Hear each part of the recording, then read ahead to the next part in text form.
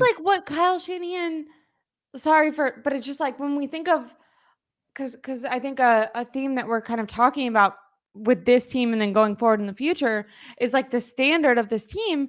And it's just weird that like in the biggest game, things that have seemingly been so important under the Kyle Shanahan regime, blocking 100%, opening up lanes, running down the field to open up extra lanes if you have that. Like, it's so weird that so many people made such critical errors that really go against everything Kyle Shanahan has kind of been preaching. Yeah, It's just just, and you know that stands for with though. You and I both mentioned. Remember on last show we talked about Kyle Shanahan drinking, right? And I answered it in two different ways, right? I said, as a fan, I think it's cool. Like I think it's cool your coach is loose, but as someone breaking down the game, I think it's very unprofessional and it's lack of leadership. yeah. What did this Super Bowl just show us? A I know lack people of were on leadership. me about that. Lack of People were on leadership. me about my take that I thought it wasn't cool for Kyle Shanahan to be freaking drinking. But then you look at I saw a lack of Travis leadership. Kelsey, Travis Kelsey on his podcast. You look at Chris Jones after the game coming out and the way that they've talked about the preparation that Andy Reid put into this Super Bowl and into every decision. Like there was not a single night that he wasn't game planning, reinstalling, or even once that was done. Because, like, obviously, there is a time where maybe like you don't want to keep making little adjustments because you want everyone to know it. But they went over the every single night. They went over the game plan. He was constantly like texting them, checking in, like making sure all the small details all the way starting in training camp apparently was the first time they talked about the overtime rules. But like they had been preparing and continue to prepare throughout the week on that Monday that Kyle Shanahan was drinking. Andy Reid was double checking that all of his assistant like even if he was letting the players, hey, have a night off, rest, whatever, we're traveling, you need to settle in. He was with his coaches making sure everyone was 100%. And it's like that's how I felt when people were like, "Oh, it doesn't matter. It's 5 days before the game. Like Kyle Shanahan can get drunk if he wants to." I'm like, That could have been a day they well, went over overtime rules can't instead. you can't you just drink after the Super Bowl? Like, can't you just make sure? Because I don't care if that actually didn't affect it at all. To me, it's just a horrible look. Like if I was Jed York or in charge of the organization, if there's such a sloppy error, imagine if they would have scored a touchdown. They You would have have all ran out into the field like they freaking won the Super Bowl. They would have looked that would have been so so funny. fucking That would have been fucking stupid. Like hilarious. I'm in sorry, that would have been hindsight, it's fucking actually hilarious. super good that they only got a field goal because That they would have would been have looked hilarious. so goddamn dumb. I Um, would have. I'm not gonna lie, if that would have happened, because I know the overtime rules in playoffs. Like overtime rules in playoffs are different than regular season, and that's yeah, noted every freaking game. Like it's so if that would have happened, I would have fucking started laughing hysterically, like hysterically. But that oh my god, I just forgot what I was going to say. Oh, so Monday, right? That Monday he drank. They could have gone yeah, over overtime rules. Um, yeah. that to me is Hey, we've already been over this, but let's all just double check. Kyle Shanahan himself admitted that he never personally went over it with the team and he just trusted his, he said he put his but position groups in hard. me. But I don't even know if I believe that because if Juszczyk and those guys, you really think Bobby Turner, a But guy who's been in the I'm NFL gonna a say million something real quick years, though, just because decided to not tell? the one thing I will say though, Ashley though, is so me and my wife were talking about it, right? Yeah. As an athlete, as usually you know your sport, right? Like you know the rules. Like Yeah, you yeah. did So track, all like yeah, yeah. you know you're supposed to know your rules.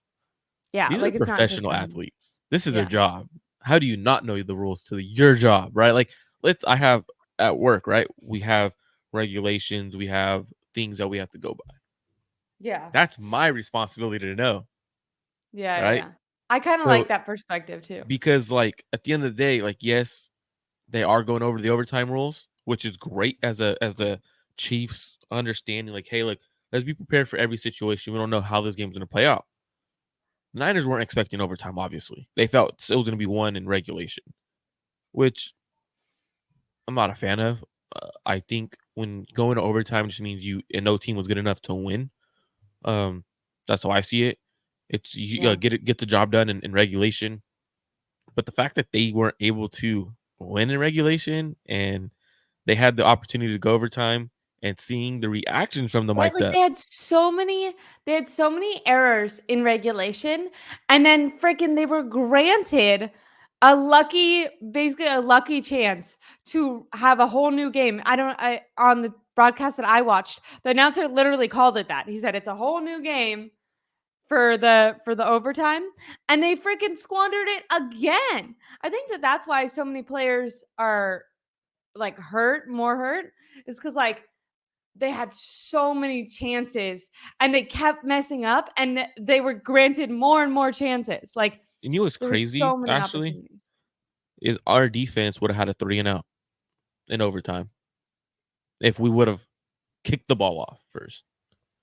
Though Kansas City started off, it was third and one. They didn't get the third. They didn't get their down conversion. 4th and 1. That right? What was the biggest reason why Andy Reid wanted the ball second? You don't have just 3 plays to get 10 yards or to get what you need. You have 4 no matter what, because you're Mhm. playing with the game on the line. And this is what they wanted. They wanted 4 opportunities to get 10 or to get a touchdown. The Niners had 3 every time they had the ball, because you're not going for it on 4th down in overtime if you have the ball first, because you know the next team's getting the ball. Yeah. The Niners offense didn't really know that, except Brock Purdy said, I knew the rules. I went over with Brian Greasy. Did you really know the rules though? Because if you know the rules, you're making sure like everyone knows the rules. Like you can't be the Yeah. only one with, okay, I know That I need to that get kind to of the sticks. goes for what you're saying. Like I definitely put so much blame on Kyle Shanahan for this, way more than I do Brock Purdy. Oh, absolutely. I But agree. if you are saying that, I do kind of agree. Like you're the quarterback of the team. You should like, if you feel like Kyle Shanahan didn't do a good job like explaining this to everyone, then you should be going around and double checking that all your teammates know what's happening, and that they're all prepared. That is something like the quarterback is supposed to be the leader of the team. So I do kind of agree that a little blame does go on him. I just think, and I'd like to maybe walk everyone through in case they haven't seen the NFL mic'd up clip. So basically, what happened when they did go to overtime, you hear Andy Reid say, "Which way do you want to kick off?" Basically, meaning like if they win the coin toss, what are we gonna do? And then you hear Kyle Shanahan prior to Fred Warner going out there telling Fred Warner, "We want the ball. We want the ball." Fred Warner and Patrick Mahomes go up to the coin toss. Fred Warner, and everyone on the Chiefs team wants to be able to defer. They've all decided, they all already know this. They've worked on this for multiple weeks. After the game, it came out that they've talked about this in training camp, and then they used multiple practice opportunities during the bye week before the Super Bowl to practice what they would do if the 49ers won and the 49ers deferred, because they were like, obviously the 49ers would defer, or if they won, like they practiced every single way that this overtime situation could do. So they were fully prepared for it to happen, first of all, which is just crazy. But so they both run out there. Patrick Mahomes is like, obviously, if I win, we're going to defer. And if not, we'll have to go from there, whatever. So they both run out there. Fred picks tails. The referee Tails never fails. swings the tails, wins. And Fred Warner goes, "We want the ball." The ref looks at him an extra second and is like, "You want the ball?" Like double checks with him. Because everyone now, except for Fred Warner, who's standing there, is like, this is an asinine situation. Like everyone immediately is aware that this is a crazy thing for them to do. Patrick And even Mahomes, Mahomes is like, he like his eyes widen. why? Like there's like he's like, what is happening right now? Like You they just are saw an fucking alien. this up, like mid, like live. That's why I feel like the NFL films hit so hard, is like you see their reaction. So then Fred Warner is jogging back, and it kind of like you hear a clip of Juszczyk, and Juszczyk realizes he's talking to his teammates, and he goes, "Do you guys know if we get a touchdown, they still get the ball?" So Juszczyk is in real time realizing, what the fuck did we just do? And then they show Patrick Mahomes, who's jogging, but basically skipping, So happy. giant smile, laughing out loud. and going, they want, because everyone on the Chiefs side thinks that either the referee just made a mistake or something, that Patrick Mahomes must have just won the coin toss, because they don't understand. They're like, oh, what? Like, how are we deferring? I thought it said that they won. And he's cracking up and he's like, no, they did win. They want the ball. And everyone is just laughing at Kyle Shanahan and the 49ers. Patrick Mahomes is chuckling. Embarrassing. And then, yeah, and speaking of Travis Kelce laughing is like, we want them to want the ball. We want them. Let him have it. He said it. He said, let him have it. I was like, let him have it. I saw that part. I was like, damn. Kyle Shanahan, after the game, because he changed his stance on this multiple times, I think, when he realized how stupid his reasoning was. The only reason in the game, because I think Jesse Naylor tweeted and was like, why the hell did Kyle do that? And I responded to Jesse's tweet and I said, because I didn't understand it either, but my only like giving it logic, I was like, their defense was just on the field. Maybe he just really feels like the defense needs a break. And because that was the only thing I could think of. After the game, Kyle Shanahan says that he did know the overtime rules, even though there's also a viral clip of him saying that if they scored a touchdown, he thought that they would win. So, and not give he was like, oh, like if we scored a touchdown, we wouldn't give the ball back to Patrick Mahomes. Not how the overtime rules work. So that's just like a clip of him fully admitting that he has it wrong. But then when he's asked a little while later, and I imagine during this time, the media people are like frantically going up to him being like, stop saying what you're saying. You sound really fucking dumb right now. So he says, well, we wanted to have the opportunity to have the ball third.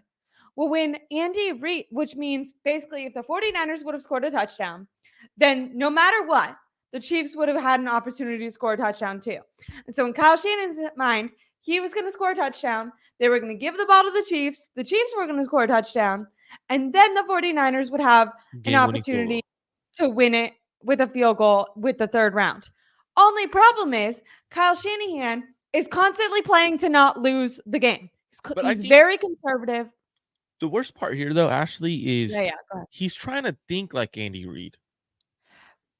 No, Andy Reid was never going for it. He was never going for the extra point. Andy Reid, Chris Jones came out and said that when they practiced these situations during the bye week, Andy Reid, there was never going to be a third round.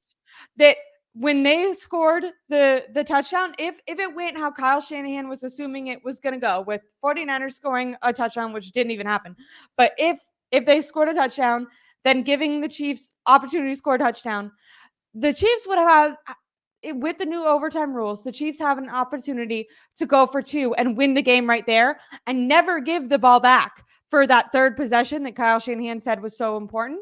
Andy Reid said there was no way we were ever going to give the ball back and have our defense try to stop the 49ers from scoring a field goal to win it.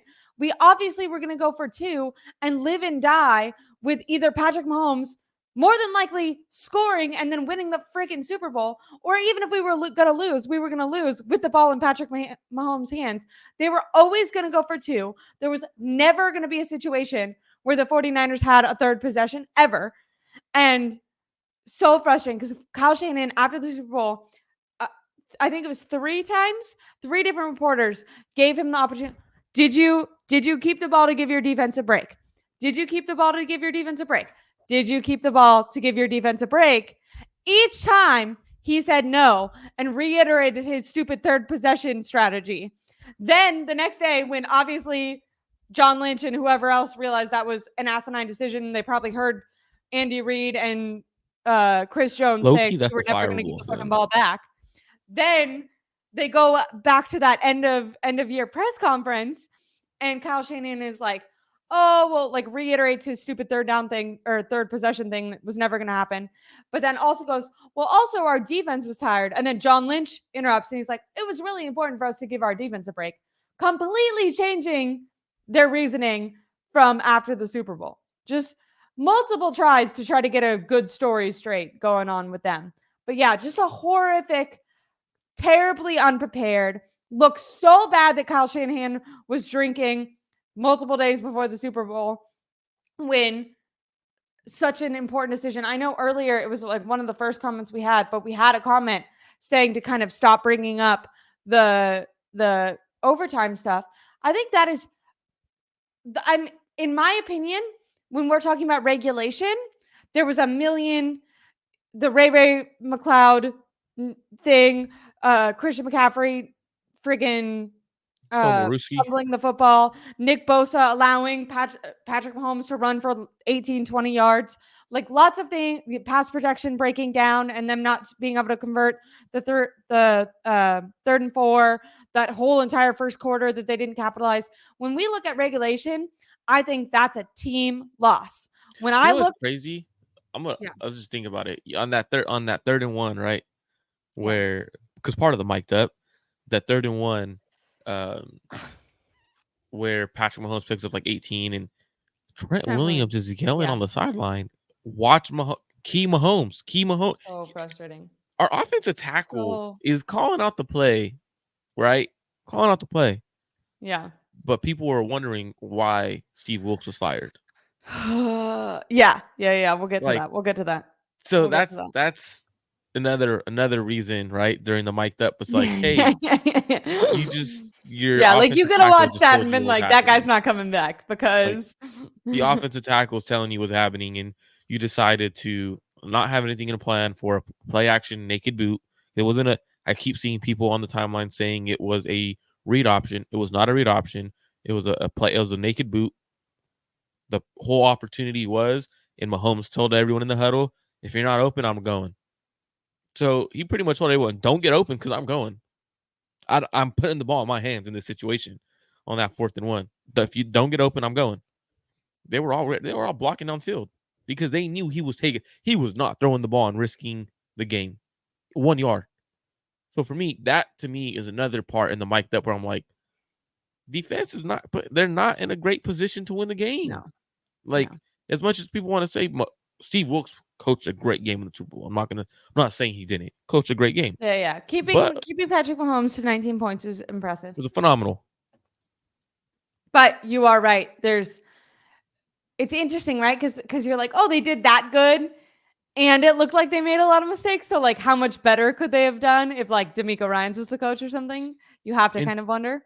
To be honest, after watching the game back, I honestly think the only reason why the defense played so good was because the front 4 was playing on fire in the first half.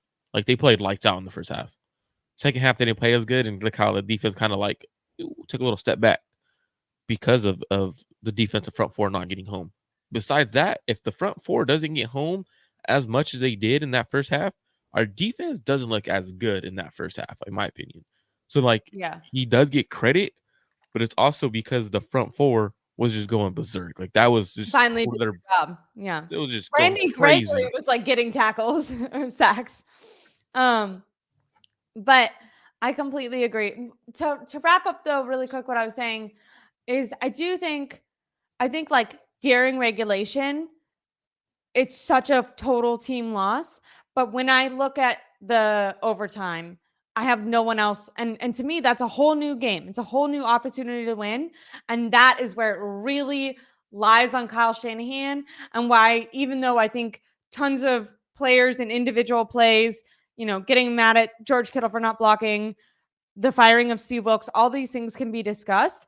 I do think a lot of this is like kind of distraction against, in my opinion, the most important criticism should be on Kyle Shanahan, because at that overtime, it's a 0-0 game, and the 49ers lost before it even begun. Like, the second that they made the choice that they were going to keep the ball and just play an asinine, not real, like, for Kyle Shanahan to not have the awareness, because you even said, like, he was trying to think like Andy Reid. For him to think like Andy Reid and not assume that Andy Reid would try to go for 2 in that situation, because we're not making up a situation that Kyle Shanahan said he didn't think about. This is Kyle Shanahan saying he specifically wanted to keep the ball because he was playing out the scenario in this very, like, he was hypothesizing that it was going to play out in this very specific way. And for him to not even consider that Patrick Mahomes would end up trying to score 2, to me is just like a total failure on him in like football is such a physical, game, right?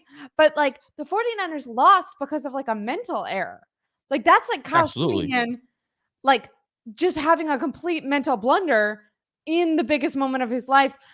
And it's not even like a I didn't run or I didn't do this. It's like I didn't properly assess what a different coach was going to do. Like I'm so in my own head and I see the game so just in my one way that I couldn't even properly place myself in the like and what that tells me is if Kyle Shanahan had Patrick Mahomes on his team, Kyle Shanahan wouldn't have gone for 2. You know what I And mean? you know 'Cause what's crazy is people always say like you got to wait till Kyle Shanahan gets his Patrick Mahomes. That's when Andy Reid won the Super Bowl. Blah blah blah. And it's like I feel like wait. all year we've kind of So, talked about Kyle Shanahan's growth, and it's just like this was one instance where you can see like a huge disparity between the way that Andy Reid coaches and maybe empowers versus the way that Kyle Shanahan is kind of more of a ruler. absolutely. And what's crazy is Kyle then after at the press conference after they fired Steve Wilks, he was asked like questions. He was like, "I'm open minded, really open minded to for defense coordinator, right?" An open minded coach would have known every opportunity that could be played out, not one opportunity. Exactly. Open minded people have open minded views in the sense of they're thinking. So Kyle's like, you I'm could really open minded with my really rigid, strict, one exact vision. You're like, like okay. being open minded, like you could think like Andy Reid and the Chiefs, right? All right, Niners go down, they score a touchdown, we get the ball, we get a we have 4 downs every time, we get a touchdown, we don't get the extra point, we give them the ball. Okay. Opportunity number 2, second way it could play out. They get a touchdown, they go for 2. They either win the game or lose the game. Or opportunity 3, the Niners get a stop on 4 plays, turnover on downs, Niners win the game. Opportunity 3, 4, Niners get a turnover, Niners win. Like The these sad are part is like the amount of the like less than 60 seconds it just took you to like go through that thought process. I feel like they didn't even do that. That's why I'm saying simple. like the word is like unprepared. The way that Kyle Shanahan, he was like, oh, like we asked our analytics director. First of all, your analytics department Needs to be freaking sucks fired, because and you if have that's the no case, rhyme or reason for when you go for it, when you don't go for it, any of that. So you need a new person in general. Also, I like kind of don't even believe you because other times he's been asked about analytics and about his like at least his fourth down decision making calls, and he's often said that it's just like a game feel decision for him. He doesn't say that he goes based off of anything someone else tells him. But yeah, so that was a little, not even a little, that was a huge disappointment, game changing moment. To me, embarrassment for the organization, embarrassment for Jed York, who just took a victory lap. If you know, we're thinking about old 49ers teams, if you're thinking about Jed York's parents, like I'm not saying like it's interesting. I think it's like a fireable offense to like if you were but because he's so good, I'm obviously not saying you should fire him, but I'm just saying like if that was the coach of like the Panthers, like if he made if a coach with like a worse roster that just had a worse score made such a horrendous decision, that would be like that would be the pushing you over the edge. They'd be like, all right, you oh can't yeah, be anymore. Where I feel like with Kyle Shanahan, because he does consistently get them to this elite level, he's like granted a lot more space to kind of make these mistakes. But I do hope, and I don't know if I see Jed York as this type of person. Especially, I mean, literally right before the Super Bowl, he basically was like, Kyle Shanahan has a lifetime contract. Brock Purdy's our franchise quarterback. And it's like, why are you saying this out loud? Oh my gosh. But I do hope like it would just suck if there's no one in charge that can sit Kyle Shanahan down and like kind of make him reflect. Cause I think like I believe in Kyle Shanahan as a coach. I do really like him. I'm like one of those people that thinks eventually he's gonna get it. I'm gonna maybe ask you, like, do you think he'll ever be able to win a Super Bowl with the 49ers? I like, I'm bad at predicting things, but like I have a lot of hope that he will. I do look at the Andy Reid situation. I think coaches can grow, but I think like Andy Reid had to get like fired and really face himself and then had to get the most talented quarterback in the league in order to like super really change. And for me, if there is just this like unlimited rope that Jed York presents there to be, and like no kind of you need to face the music, I do think that's kind of a recipe for disaster within the 49ers organization. Because the only way that you change, right? Like, I think I have a friend and we talk about like shame and whether or not like shame is like a helpful feeling or not for like changing behavior. And like something that we'll often say is like, it's nice to have like friends or people that you can be honest with when you make mistakes, because in order to like change, you have to be able to hold yourself accountable, which means you need to be able to accept your actions, even if there's something you don't like. So if Kyle, like in the media, Kyle Shanahan was asked, like, how did he feel about his offensive performance? How did he feel about his overtime decision making? Like, how did he feel about his preparation? And outwardly, he consistently basically was like, I see no problem with anything I did. And I like, if you want to project that to the media, I wish that there was more accountability. I wish there was more accountability publicly taken.